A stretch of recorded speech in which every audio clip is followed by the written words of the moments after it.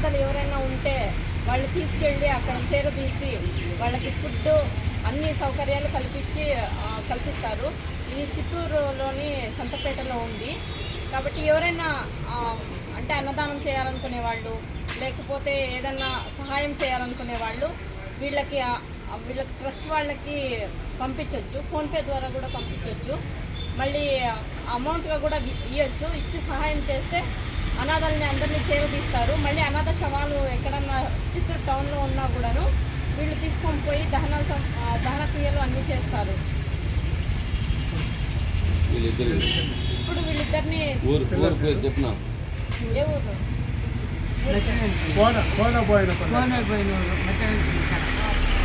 కోనేపైన దగ్గర ఇద్దరు అనాథలు ఉంటే వాళ్ళని తీసుకొని పోయి వాళ్ళ ట్రస్ట్లో చేర్పించుకుంటా ఉన్నారు. వీళ్ళకి అన్ని సౌకర్యాలు వాళ్ళు కల్పిస్తారు.